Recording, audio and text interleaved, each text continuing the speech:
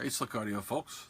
I promised a video on RAID, and I don't mean the stuff in the can. So we're going to talk about RAID, which stands for Redundant Array of Inexpensive Disks, and the disks meaning hard disks, so or hard drives inside your computer.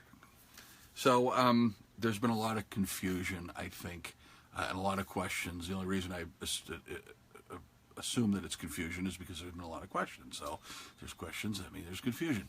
So I'm going to try to dispel that now in this video. I'm not one to be very short-winded. I'm long-winded, so it is what it is. But I'm going to try to do it as thoroughly and quickly as I can. So moving right into it, what is RAID? Besides the acronym that I just gave you that lovely computer nerds had created. RAID can do a couple of things for you. It can provide redundancy, which is what I use it for in my R4000 sitting right here. And what I mean by redundancy is we can use what's called RAID 1 or mirroring. RAID 1 or mirroring means I've got two hard drives that are doing the exact same thing. So every piece of data that's written is written to both, and then when you're reading, it will read from either disk. Actually, when you're reading, it's well, I'll get into this in a second. I'll get into that part in different. So the whole idea is, if one of the drives goes bye-bye and fails, they're hard drives, guys. They do. You know they do. If you've ever worked on a computer, owned a computer, dealt with a computer, you know that hard drives die. And when they do, your system's pretty much down. Well, when you use RAID in this particular setup, in RAID 1, mirroring, hard drive dies, machine keeps going. And in our systems pops up a little message in the corner and says, hey, you just lost a hard drive. You better call the guys at Slick Audio and get it taken care of, in which case we'll get you another drive. And it's literally, if you have the rack, you just pop it open, shove it out, put the other one in, close the door, and it rebuilds itself and you move on. The tower's a little bit different. You just pop the panel off and then you pull the drive out, shove the drive in. So fairly simple operation, folks. But that's RAID 1. I'm going to explain two different types, another type of RAID that we offer, and then I'm going to explain one or two that we don't. So just to try to help clarify what you folks are reading and reading about and understanding. So there's another thing called RAID 5. RAID 5 means, and it has nothing to do with the number 5 and 5 disks. It has nothing to do. You can use 5 disks if you want. It is 3 or more hard drives, 3 or more, so it could be more than 3. So let's just keep it simple for now. Let's just say 3 hard drives. So on those 3 hard drives, data is spread across the 3 drives fairly evenly. It's not the same data, it's different data. And there's also what's known as a parity stripe that goes along with it. So what a parity stripe does is it kind of tells each hard drive what the other two is doing and what's being written to it. So that way you can lose one of those 3 hard drives, and again the system will still stay up and running. So it reconstructs that data on the fly. It's very fast, very fast.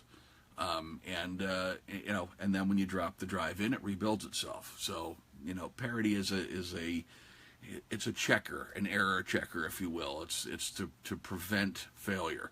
So that's RAID 5. There is such a thing as RAID 10, RAID 50, RAID 6. There's a lot. Now, I want to mention something about RAID 0, which is a common thing that you should never use. RAID 0 is striping across 2 disks. It's 2 disks only, and it's different data on both disks. So if, let's say, you have a terabyte drive here and a terabyte drive here, if you stripe them, you would have 2 terabytes of disk. So it sounds, oh my gosh, I can get more space. Well, problem is, if one drive fails, you lost the whole thing. It's gone. Data's gone. Everything's gone. So you better have a backup and be able to restore it. Takes a lot of time. There's downtime and included with that. We do not support RAID 0. We will not do RAID 0. If you ask me to do RAID 0, I will simply say no. So, and that for that reason alone. Now, RAID 1, I'm going to go back to that. Remember those 2 disks. So I have a terabyte drive here, and I have a terabyte drive here. because they're both reading and writing the same data, I still, even though there's two 1 terabyte drives, I only have 1 terabyte of storage. Make sense? Hopefully. So, because they're the same, one goes away, I still have 1 terabyte of storage. You know, they both go away or effed anyways. But in the 34 and a half years of IT that I've done, that's pretty darn rare. As a matter of fact, I don't know if I've ever seen that happen. Not that it couldn't. You know, you drop the box on the floor while it's running, chances are you're going to lose everything. Although if they're SSDs, you may not. Actually, if they're in our cases, you may not. Those things I've seen take some serious bounces. Our own stuff when we're moving it and setting it up, and we've dropped them and the like, and we plug them in, turn them on, and they fire right up. But anyway, so that's RAID 1. The advantage of RAID 1 and disadvantages. I'm going to tell you the disadvantage first. Because you're writing the two drives at once, it's twice as slow to write. Now, guys, gals, just because I'm saying that doesn't mean it's slow. It's still faster than recording to your data coming in and being recorded. Way faster. So I use everything in my systems are all RAID 1. So just to give you an idea, and I'm doing hundreds of tracks. I'm doing post-production work with video. So don't let that fool you. Servers, a lot of times, will use RAID 1 for the OS drives, and a lot of times for data. We do a ton of servers for various verticals, and they're RAID 1. So, you know, I'm a big fan of RAID 1. And there's the major advantage to RAID 1. RAID 1 reads twice as fast because you got two drives. So when the computer operating system, when you, the user, tells the computer, operating system comes to the disk array and says, hey, I need data, it goes and just fucking rapid fires it right out. And I just used a bad word. Sorry, I caught it. Okay, so let's talk about RAID 5 real quick. Advantages, disadvantages. Disadvantages, there really aren't any. It writes pretty darn fast. Being that you're striping across all the disks, you've got the speed. You know, it's really not any different than the speed of writing to a single drive. Read actually it's faster, but there's a reason why it is, and it has to do with the controller, and I'm going to get to that in just a second. And but from a read standpoint, it's obviously faster than a single drive. So RAID 5, you know, is fantastic for your data. But again, it's unnecessary. You know, it's great to have if you're doing, you know, I'll say 300, 400, 500, 600 tracks. You know, you probably want to consider RAID 5 on the back end of that. Would you need it? No, I think RAID 1 would still cover it without a problem, but RAID 5 would certainly breathe a lot nicer, you know, to do that. So, you know, our systems can handle up to 6 drives, so you could have 2 drives RAID 1 for your operating system, so that way it never goes down, you get a lot of read performance, and then you can put a RAID 5 array of 3 drives or even 4 drives, and, you know, have a time. You know, have tons of space, and speaking of space, I didn't talk about that. So let's say 3 1-terabyte drives in a RAID 5 array. I'm just using this as an example. You get the combination of all the disks minus 1. So if it's 3 1-terabytes, it's 2 total terabytes of space in that RAID 5 array. If we use 4 1-terabyte drives, guess how many it would be? 1, 2, 3 terabytes, because it's 4 drives minus 1. So hopefully that clarified that portion of it. Now, the controller. You need a controller to be able to do RAID. They have onboard controllers and motherboards. All our motherboards have the ability to do that. We don't do it because it adds overhead to the systems. Inside the system, there's a lot of clockwork going on, if you will. In other words, the CPU has to take an instruction. Computers are stupid things, all right? They do things one at a time, or a couple instructions at a time, in the case of some of the newer CPUs. But they're still very serial in nature. So an instruction, you know, is a teeny tiny little piece. And there are thousands, tens of thousands, hundreds of thousands of instructions, even to get a program opened or, you know, or files written to a disk. So what that RAID card does is we're taking it away from the motherboard, away from the CPU, and we're adding a RAID card in there and attaching the hard disk to it. So the RAID card is handling all that I/O and all those write operations and read operations. That way the computer, the CPU, only has to go and say, hey, RAID card, I need da da da da da, and the RAID card does the rest. CPU is off doing what it needs to do, process audio. So that's why we separate and use RAID cards when we do a system with RAID. Capiche? So now, one last piece with the RAID card. We have an optional battery-backed cache module. What that means is, remember, this RAID card now is taking this data from the computer and it's kind of dealing with everything with the hard drives on its own. If you have a sudden power outage and your system is not on a UPS, as in a battery backup, uninterruptible power supply, you will lose data. Whatever data was in cache but not written to the disk yet is going to be lost. So you could have corrupted files, etc. If you add the battery